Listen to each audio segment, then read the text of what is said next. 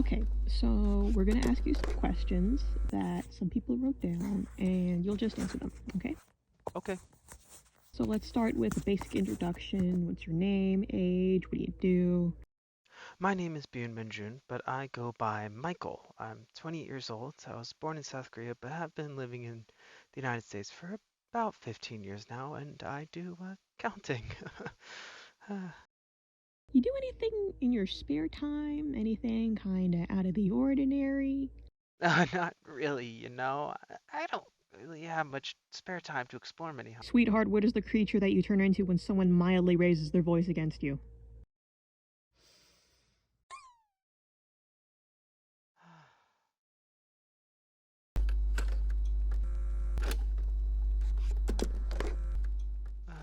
Yes, occasionally I tend to look like a butterfly. Mike went to college, pursuing a degree in finance for 2 years, and then dropped out. He's 6 foot on the dot, loves mangoes and sugar, is an only child with parents living overseas, and is suffering in an office cubicle in Chicago. And, of course, he turns into a mix of the Morphomenelaus and Papillon Ulysses, specifically when he gets a little freaked out. He's an OC I created when I was 16. He's not my favorite, but he's certainly one of the oldest, and his narrative was perhaps the one childhood me loved the most. To Amanda, what or who inspired you to create the project? Is it directly related to a specific person, or were you inspired directly by Korean workaholism? The moments of him transforming was definitely inspired by, how someone with an overactive nervous system acts. I've never been good at horrific social situations, so there was plenty to pull from there. But the much bigger picture of just having to hide so much of yourself so you can be perceived as competent or someone worth respect and blah blah blah, that was inspired by how much of myself I had to hide growing up. Much like many artists, I never felt like I was normal growing up, being into, XYZ pieces of media that typical girls weren't into. I was never interested in socio-political topics, or the popular kids, or getting a corporate job, but here I was, watching people all around me seem to do it flawlessly. And for the longest time, I was afraid that if I did express myself in the way I wanted to, it would inconvenience people, be it my family, the classmates, whatever. Having to hide that much of yourself for so long hurts, and you can't do it forever. As for the Korean workaholism, Mike's personality, as well as his ethnic background, were very much inspired by people I grew up with. There were many East Asian, Koreans who were very quiet, very studious, coping with the roles they were learning they had to fulfill. Even before I knew who he really was, I did feel I wanted him to be some kind of East Asian. Because, simply, that's just how rigid the discipline is. I will clarify my film does not take place in East Asia, even though a few people think it does, and that totally would make sense for the story, but I figured since I'm not as much of an expert on East Asian offices as I am American workplaces, I threw him in America, made it the Windy City on purpose, just in case he needed some wind obstacles, and the rest is history. To Mikey, Bro, okay. when and how did your abilities begin to manifest? At what age? Well, it started happening when I was 18 years old. I got into a pretty bad accident that year, but I came out all right. Something felt off, though. The first time it happened was actually during a music recital, as that was something I really enjoyed doing. It was the qualifier for this competition that was really important to the school, and my parents had sort of given me an ultimatum. If you can do this, then we'll let you pursue music, but I couldn't, so I didn't. I wish I knew where it came from, but I was never told anything. Not from my parents, not in school. How was the process of the character design? Any sketches we can see? So, a long time ago, during my freshman year in high school, I came across a very cool and very inspiring animation consisting of brightly colored animals dancing to Kesha's Die Young. Upon looking further into this artist's channel, I fell in love with their other animations, particularly their thesis film. At the same time, I was also watching a Hollow Knight Let's Play, and I was really inspired by the character designs and shapes of the bugs.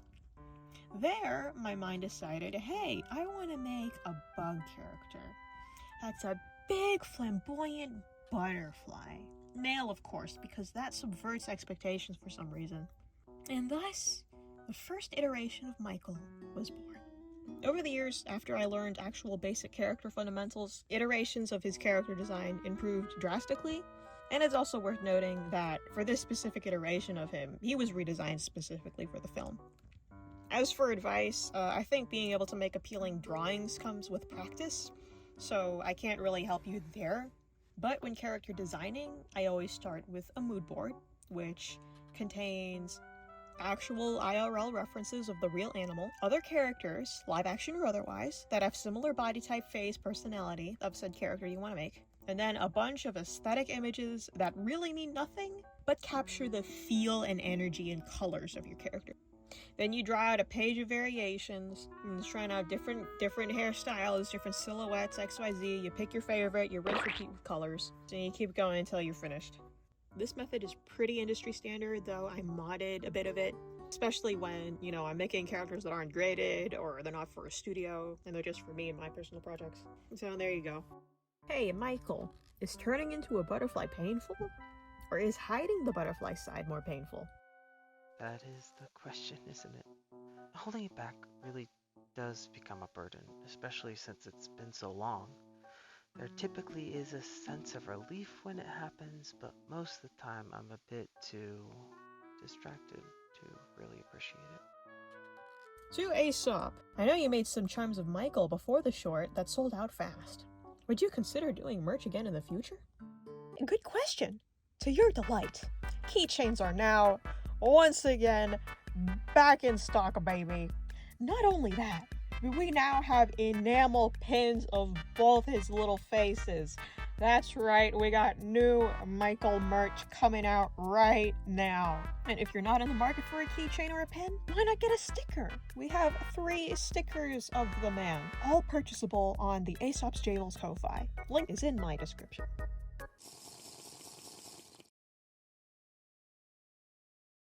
Next question, holy god. This may be a very loaded question, but how do you animate the texture transition alongside with the mesh change?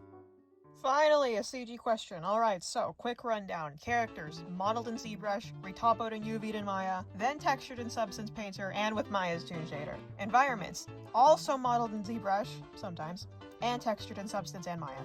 The man himself is 2 rigs, 1 normal mode, and 1 butt. The normal rig contains himself, some buggy arms, some back fuzz, and antenna. The butterfly rig is essentially just the butterfly. Whenever a bug party part needed to show up, I'd turn it on with an opacity swap. Antenna need to pop up, turn them on. Arms need to convert, quickly swap them out. Legs turning digigrade, that's literally just the foot of the bug rig literally crashing through the ground and me pulling it up and out.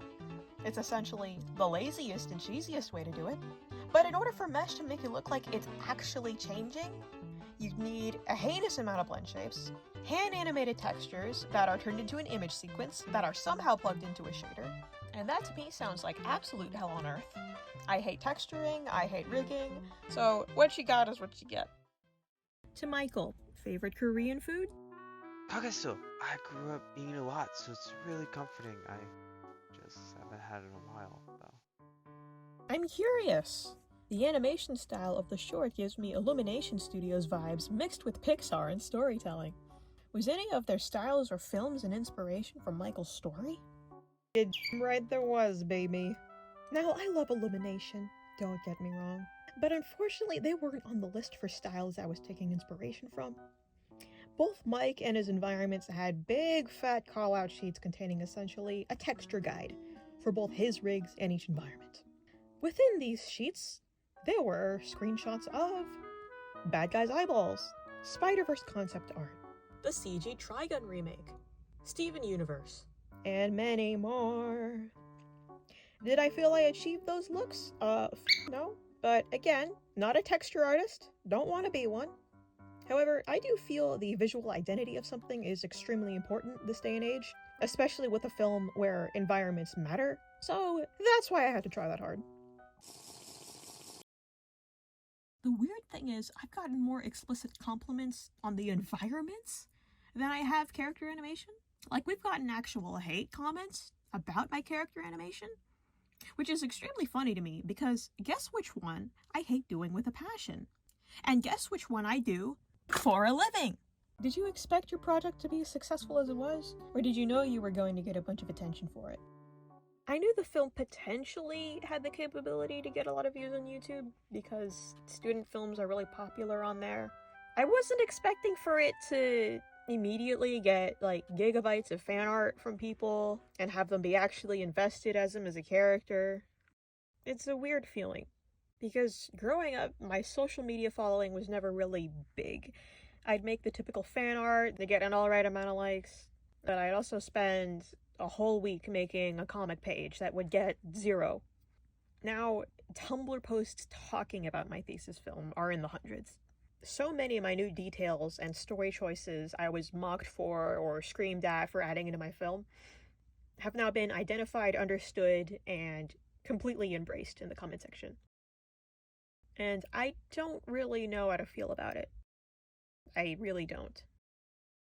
For those of you wanting more content, I can't promise you'll get what you want, but thanks for stopping by. Your interest is appreciated. For Michael, what's your biggest regret in life? That I hadn't left the job sooner. There were many people, good people, I left just to be in favor of, well, nothing, really. And sometimes I wonder how much happier I could have been had I just stopped living a lie. All right, I think we can call that a wrap. Nice job.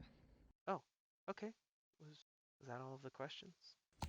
No, but honestly, a lot of them were just like, oh my god, is he okay? Can I hug him? You know, stuff like that. Really checking up on you. It's been a long road, huh? I suppose it has.